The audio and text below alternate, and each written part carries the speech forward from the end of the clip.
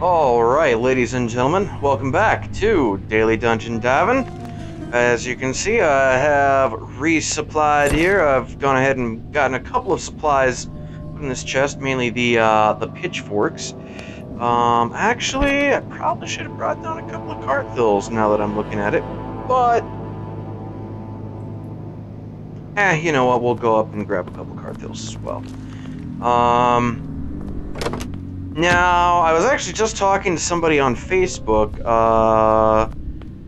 while I was, waiting on a couple of things to finish up, and he was talking about the wall/corner trick with the Desecrator, which we found out can also work with the Gatekeeper, and he asked a question. He said, well, is this a fixable bug, and if it is fixable, will it be fixed in such a way that we'll just be able to attack through walls with our weapons?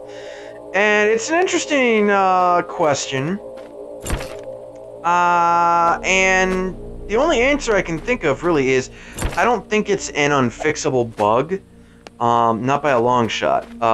Because what it's essentially, from what I can see, what it is doing is the game is saying, okay, the first thing it has to check is whether or not you're in attack range, because it won't the enemies won't even attack if you're not in range. So it has to check that. What the hell? Why am I in the loading screen again? Did I? Okay, I don't know what that was about. But anyway, first thing it has to check is whether or not you're actually in attack range. So it determines that. And once it determines that you are in attack range, it starts up the attack. Now, normally, if you run away to get out of attack range, the damage will still hit you, even if by the time the attack, or by the time the damage actually connects, you are out of range. And, I mean, there is a reason for why it does that. It doesn't make any logical sense to the player. But obviously it's there for a reason, mainly because if it didn't do that, then with a fast enough weapon and with stutter step, you could literally just hit an enemy, run away before the damage can connect, and then you can go back up and hit him again, and you just literally be cheesing enemies without ever taking any damage back. And it would really unbalance the gameplay if you could do that to enemies. So they've made it in such a way that the damage will apply if the damage starts. However, while you can't use while you can't get out of the attack range, what you can do is you can get out of the attack's line of sight. Now, I don't think this works with any kind of like destructible environmental thing, like rocks or trees, but it does certainly work with walls, as we have seen. I've demonstrated that with the Desecrators in here. It works with the walls, and basically what it's doing is it's checking whether or not you're in range. You are in range, so it starts the attack. However, when the damage actually is supposed to hit, it's also checking whether or not you are in line of sight, technically, as like whether or not there's any obstacles in between you and the attack that should cause the attack not to work. And in the case of the wall trick, it is determining that, you know, when you started the attack, or when the attack started, you were in range and there was no obstacle between you and the attack. However, when the damage lands, you're still in range, but there is obviously an obstacle between you and the damage, or of the attack, so it doesn't damage you. That's obviously the bug. So the only thing they really have to do is they have to figure out a way to make attack range, essentially, a higher priority check on whether or not damage actually gets done than line of sight, at least in certain circumstances. That might be a lot of technical jargon to some people. That doesn't necessarily make any sense.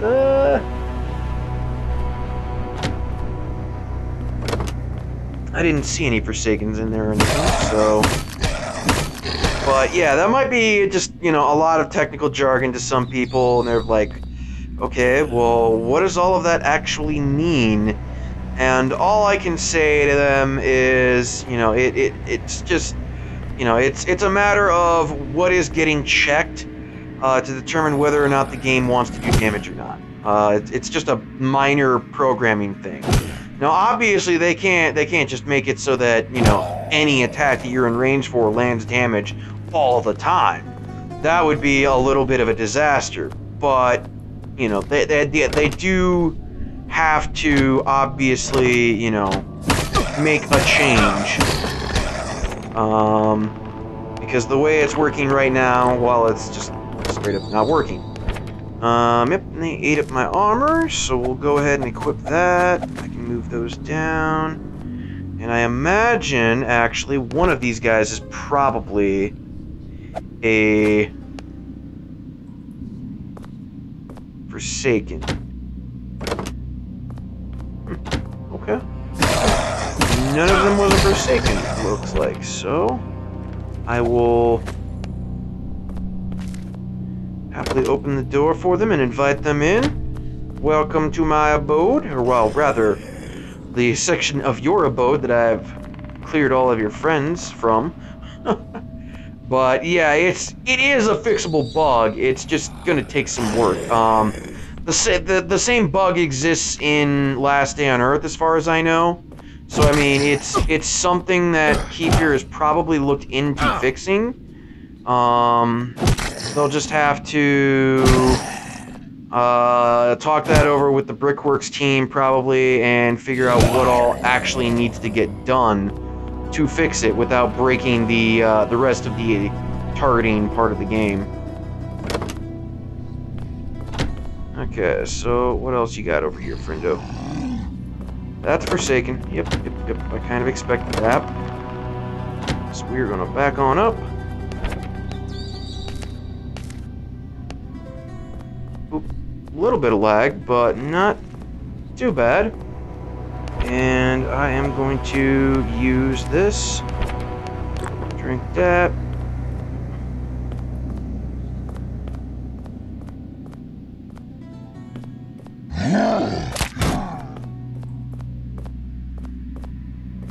And I'm gonna take my time with this, because I feel like if I rush it, that's where I start to get into trouble. Yeah, I rushed it there, so.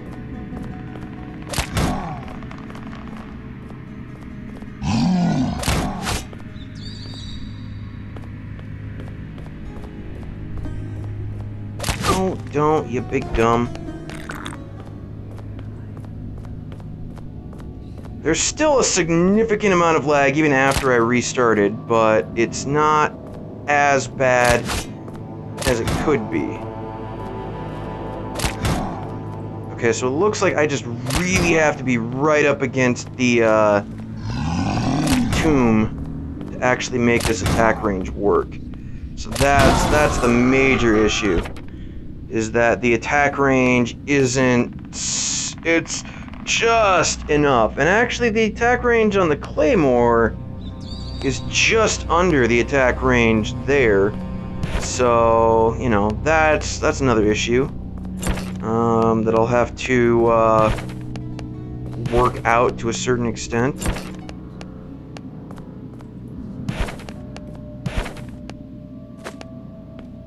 Oops, that's not what I wanted to do there. But I should probably equip that. Yeah, that would be a good idea.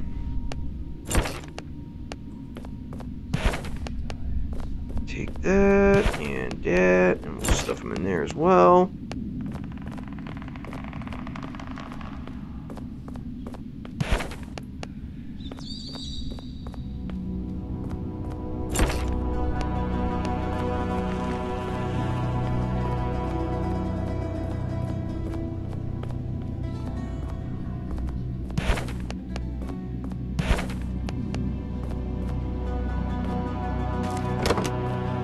Oh, this is a leper soldier. Okay, that works. Yeah, works. Oh, hey, there's a a soul point there. Just kind of chilling on the ground next to some lighting, so I didn't really notice it that well.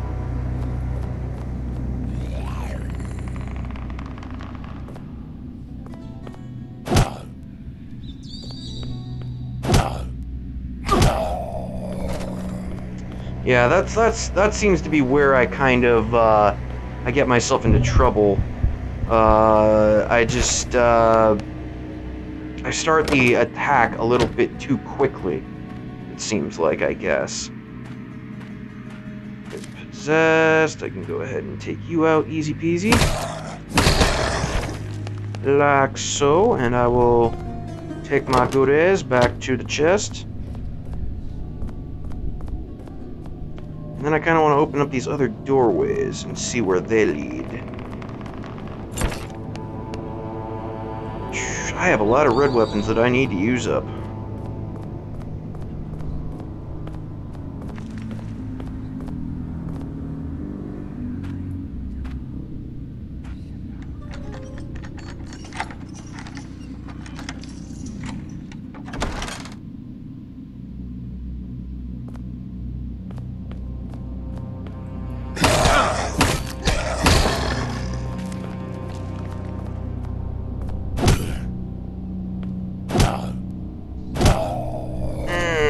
That was not a super great decision on my part, but oh well. Okay, and I can't really get a view of what's... Okay, it's possessed. No biggie.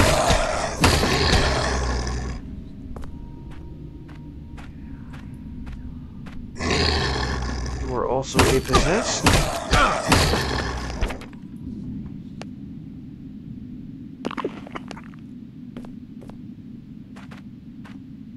You're a leper soldier, so I'm not really concerned with you.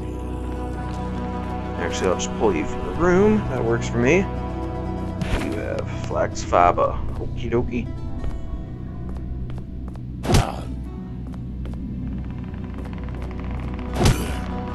Yeah, it seems like the biggest issue I've been having with this tombs is like I'm not right up against them. I'll be like, you know, just half a step away when I try to do my attack. So he wants to go all the way around because my attack range is like, you know, 1/10 of the way off. Or however you want to describe that.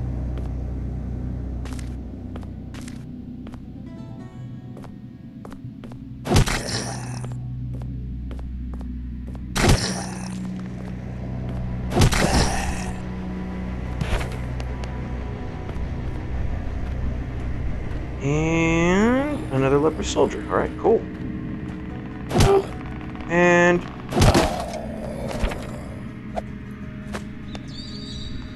And we have a fourth chest. Fourth time's the charm, maybe? Perhaps. That'd be pretty nice to get a rare. Nah, no such luck. Alright, well, I'll just take all of this stuff back to the chest. And then I'll check on the other door up there. And we'll see what all's in there.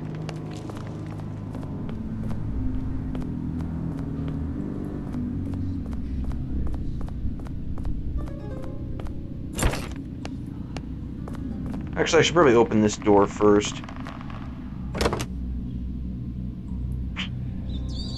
Seems to lead to a dead-end room. Hold on, let me... yeah, looks like a dead-end room to me. But it also looks like, yes, there is another chest in there. So I probably want to check that out.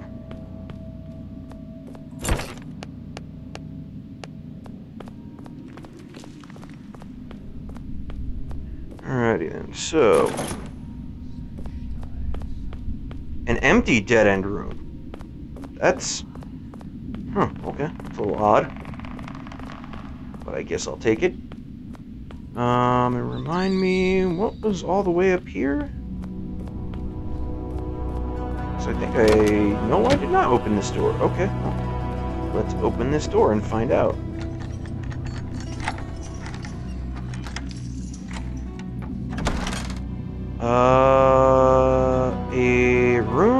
with a chest at the end of it, certainly. Oh, well, I didn't really mean to aggro that possessed, but whatever. Now, the big question is...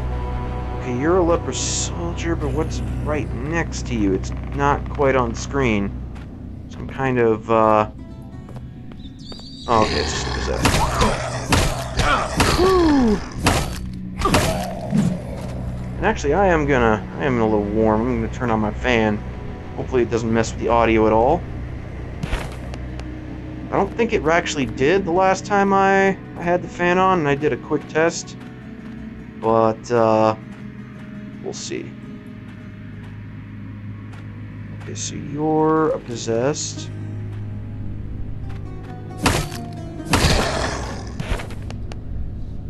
And then... we're also a possessed.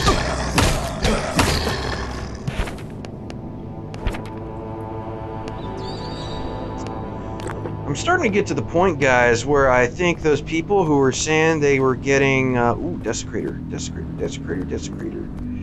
Well, friendo, let me get to an appropriate kiting spot.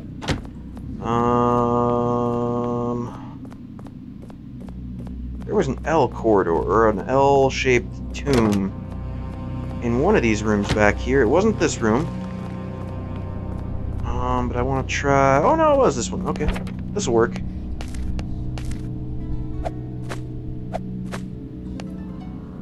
So this will do nicely, I think. And we're just gonna kill him with halberds because, well, actually, I'll get him low probably. And the key here is my timing. I just have to be patient. Oh, yeah, that's right. He's actually got enough range. He can hit me pretty much at the same point that I can hit him. So I need to be a little bit more careful with him. Yes, indeed I do.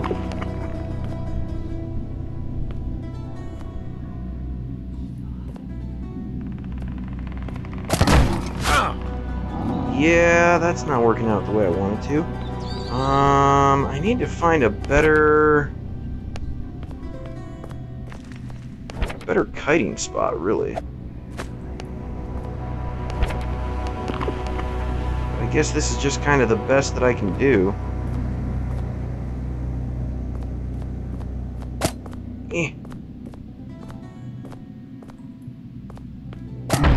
There we go. I just gotta kind of get him to come to the spot where I can hit him, and he cannot hit me. And it's a little bit tricky finding exactly where that spot is.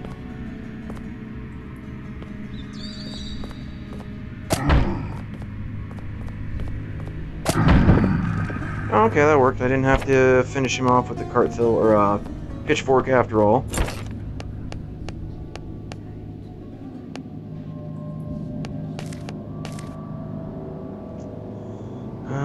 So we'll go ahead and throw that in there.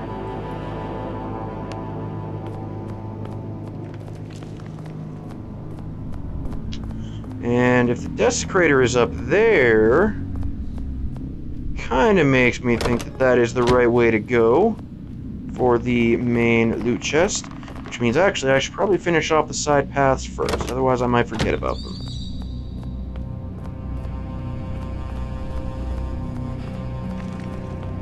It also means that the side paths most likely will not have a Desecrator. Forsaken is certainly a possibility, though. That is for show. Now, I don't think I can hit them across from one of these doubles. No, but the attack speed on the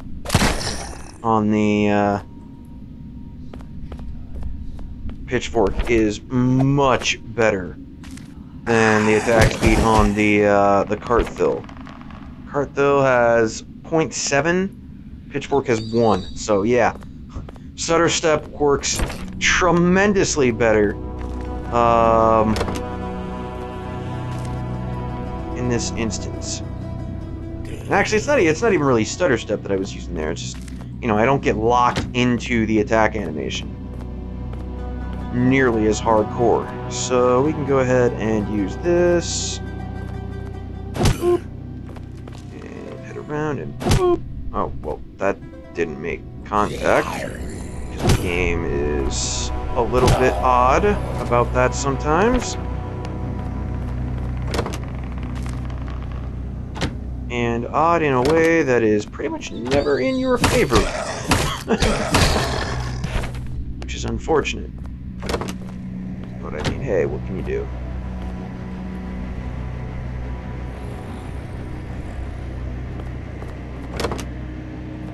Alright, got the leper soldier pulled. Take him over here. Go ahead and eat some jerky.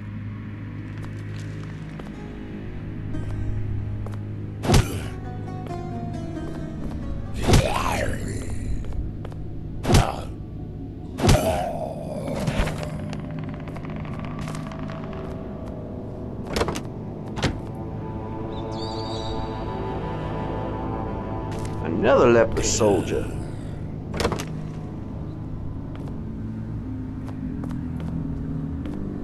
And actually, guys, I will probably, after I open that chest in there, I'll probably end the episode there.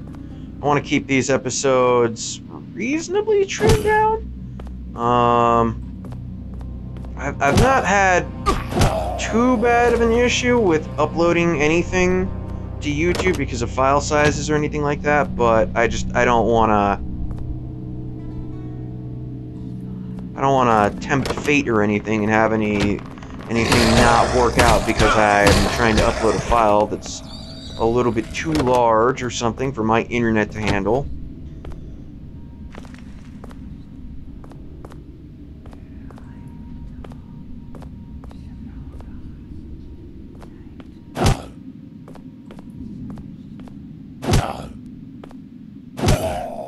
Alrighty, so that is that room cleared. I believe this is our 5th chest now, so, come on, give Papa Fox some rares. Give me a rare part, or like a unique or something. I'll take weapon oil. Weapon oil isn't bad. Gonna need that for the grindstone. Of course, when I actually finish the grindstone, that's anybody's guess right now.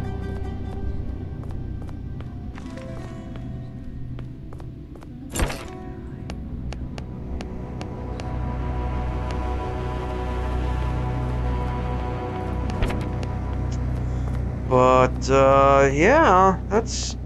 How many weapon oil do I have right now? I want to say I've gotten 1 weapon oil on at least 1 or 2 of my runs. And I think the other one I got like 3. So I should have... I know I have at least 3. I have a minimum of 3 and possibly a maximum of like 5 back at my base. So once I do get the grindstone, in addition to that, that'll make like, I don't know, 4 or 6. I can't remember which exactly it is. But 4 or 6 weapons that I'll just be able to instantly, you know, upgrade to +1, give them a 20% damage boost. And if that's like a claymore, which we're getting in these dungeons all the time, that'll take it from 70 up to 84. It pretty much instantly turns them into a halberd. The halberd will get a 16-point damage boost, taking it up to 97. So I mean, that's a pretty significant boost in damage from those halberds and whatnot. And I can obviously upgrade scimitars from 59. I believe. So that'll probably be an 11-point, at least an 11-point, maybe a 12-point boost. Bring them up to claymores, essentially, which will be pretty freaking awesome. But yeah, that'll be this episode, guys. Thank you for watching. Hopefully you've found the dungeon episodes here entertaining or insightful. Hopefully you've learned something. If not, well, you've at least learned that I die due to lag and getting stuck on stuff all the time. Which may or may not interest you, but I'm sure somebody is happy watching me struggle. I'm sure Hacks or Massis are secretly watching these videos and being like, yeah, I'm happy I'm better than this guy. And all I can say to them is, well, you know, shut up. I'm not the most skilled player on Earth. I just try to be one of the most well-informed. So, yeah, I'll see you guys next time, guys. Till then, take care.